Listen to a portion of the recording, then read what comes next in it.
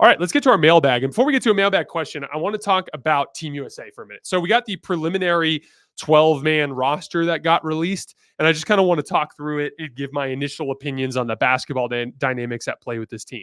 So the 12 players at guard, they have 5 guards in the group: Steph Curry, Devin Booker, Drew Holiday, Anthony Edwards, Tyrese Halliburton.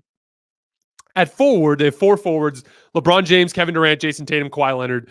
Those are the 4 legendary American forwards. It's going to be really cool watching them all play together.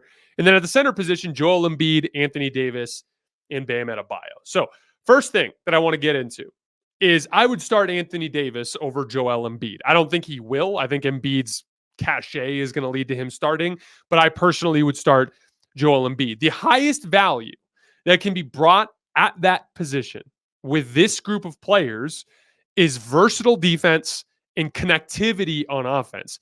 Embiid is a one-dimensional defender. He defends in drop coverage. He can protect the rim, but he's not good out on the perimeter, and he's not a great read and react player. He's not the kind of guy that's going to be able to play in a heavy ball and player movement type of offense. And Anthony Davis, you've watched him succeed as a connective piece in the Lakers 5-out equal opportunity offense, and he's very versatile defensively. He can defend in drop coverage and protect the rim. He can defend in high drop. He can blitz, and he can switch. And again, and I want to try to explain this point by using the starters. So what I would start with this group is Steph Curry at the 1, Jason Tatum at the 2, Kevin Durant at the 3, LeBron James at the 4, Anthony Davis at the 5.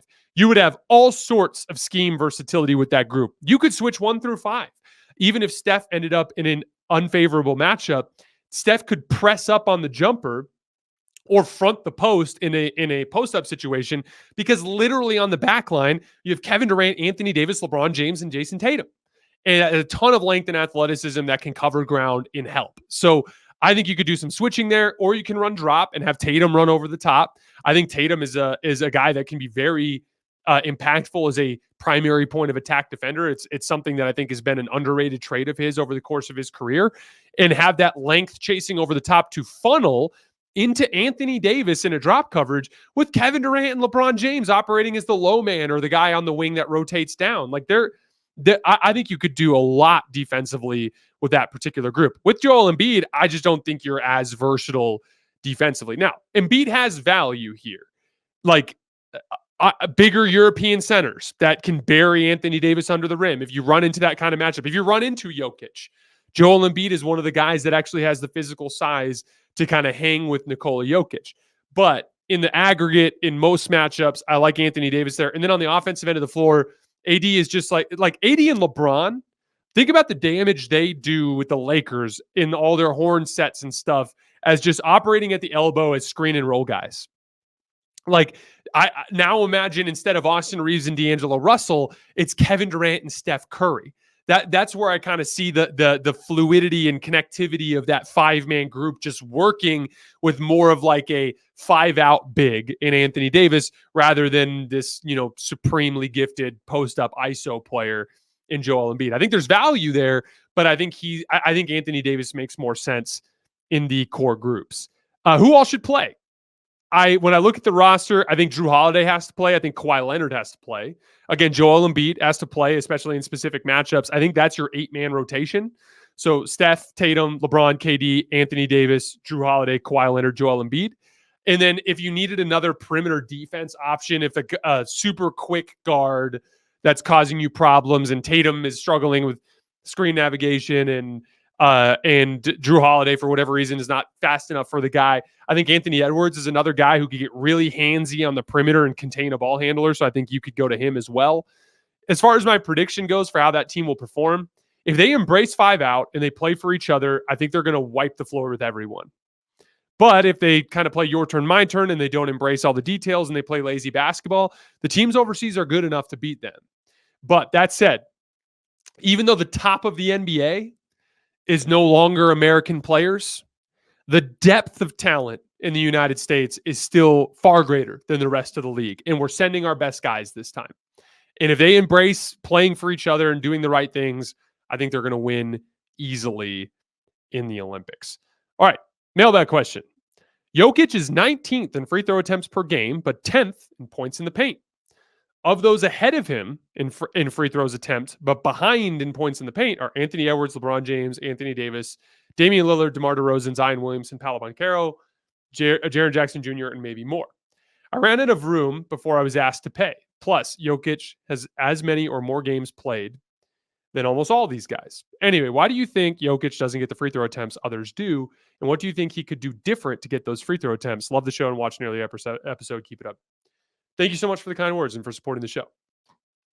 So I can relate to this personally as someone who's rooted for LeBron James. And I think LeBron generally through his career has not gotten very many foul calls, especially over the course of this later stretch of his career.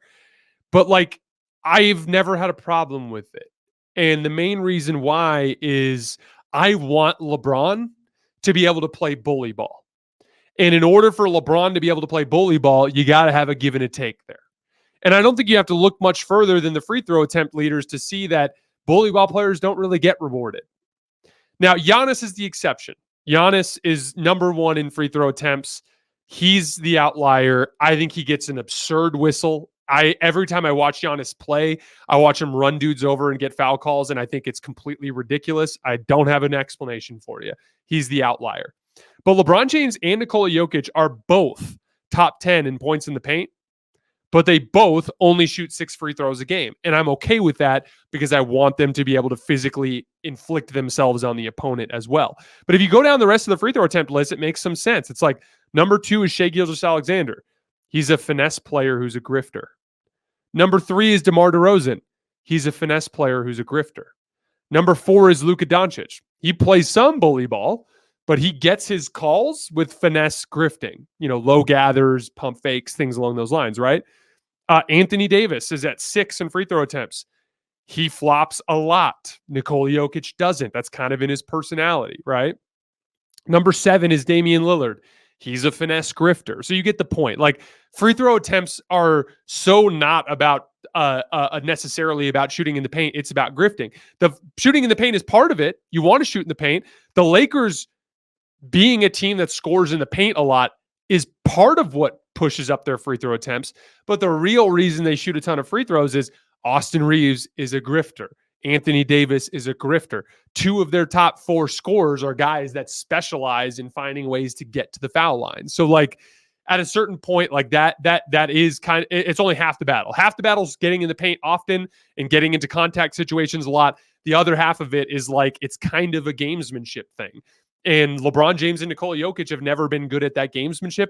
I'm happy with that because I don't want to watch them do that. Like you see LeBron pump fake and draw a foul on Larry Nance because he leaves his shoes in the Pelicans game. That's pretty uncommon. That's not something that LeBron does often. The best foul grifters in the league, they do it 3-4 times every single game. Jason, you're the man. Is there any reason LeBron doesn't match up Hunt, KCP, and Murray? I think the Lakers are missing out on taking advantage of this strategy, especially for D'Lo to keep him engaged, or ever run screen and rolls to keep Jokic involved. So I think this is one of the major kind of like swing factors of the series. I think that they absolutely need to keep their 5 starters on the floor as much as possible, because in order to attack Kentavious Caldwell-Pope or Jamal Murray, mainly I'm looking at Jamal Murray there. I think Kentavious Caldwell-Pope's just a really good defender, and I think hunting him is a suicide mission to begin with. But with Jamal Murray, you have to have him guard a good offensive player, or he's just going to hedge and recover.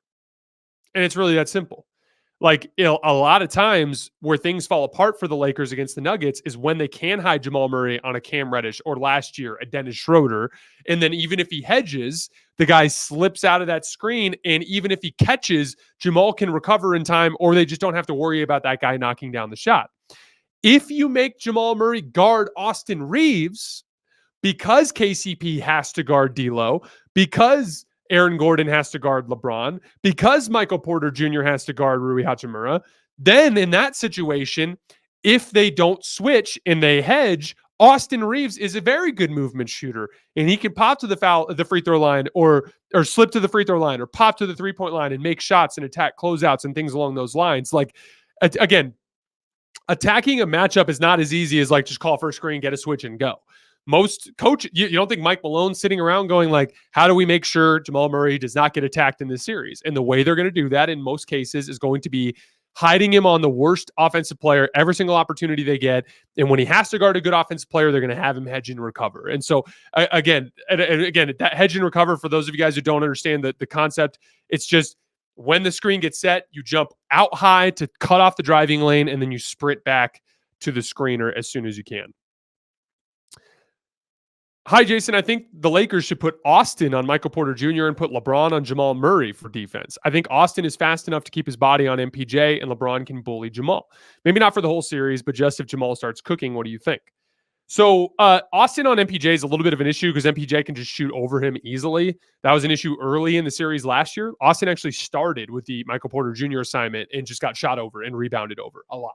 It's just too much of a size disadvantage. Now, I do think you can consider going to that look if you run into the situation where it's a late game situation, you just need a few stops.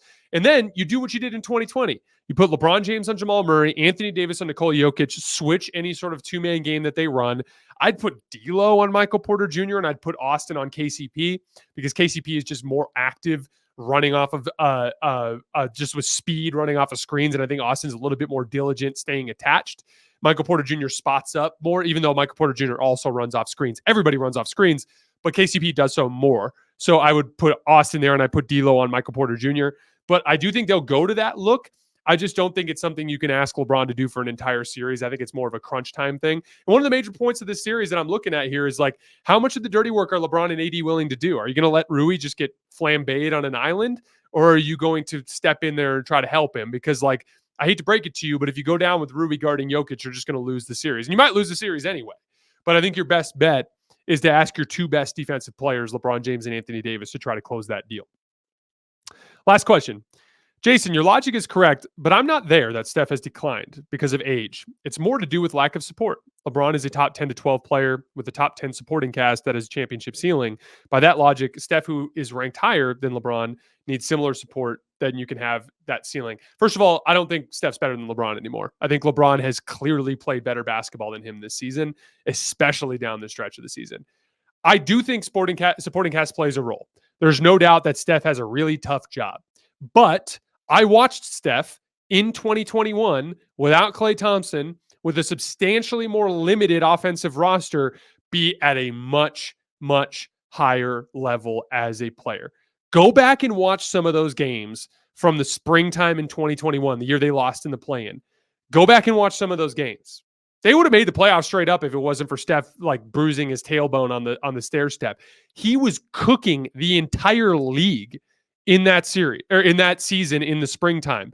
Similarly limited supporting cast. I'd argue this year's supporting cast is better than the supporting cast he had in 2021. Steph found a way to keep the team afloat with his high-level play anyway. There's this guy right now in 2024 is not the same guy that Steph was in 2021. That's why I think it's a decline. There's no doubt that there's been some supporting cast related issues that have made things tougher on Steph. But the bottom line is, for a significant chunk of the tail end of the season, Steph was a low 20-point per game guy that was inefficient by his standards. That's not what he was, regardless of supporting cast in the previous 3 seasons. That's why I thought it was concerning. And to that point, LeBron last year, because he couldn't shoot, because he wasn't as mobile, obviously he was injured as well, he wasn't playing as well, even though he had a similar level supporting cast. LeBron has gotten better. That's why he looks better this year. I don't think it's over for Steph. I think it's possible that he polishes some things up and does some stuff with his body to regain some quickness and regain some of that Steph kind of flair next year. But that was an extended stretch of Steph just playing at a hefty tier below. Like, I'll just put it simply. Steph wasn't even playing at a top 10 level for the last third of the season. That was a major, major concern for me. And again, like I said, just compare it to that 2021 season and how well he was playing with a limited supporting cast. That's where I get concerned. And that's why I said on the show the other day, I think the championship ceiling is over. If Steph can't recapture legitimate top 5 Steph, it doesn't matter if you bring in a secondary star. You're still just not going to be as good as the other teams in the Western Conference. All right, guys, that is all I have for today. As always, I sincerely appreciate you guys for supporting the show. We will be back on Saturday morning with a couple of really quick previews of the 1-8 matchups. And then later that night, live on YouTube after the final buzzer of Game 1 of Nuggets-Lakers. I will see you guys then.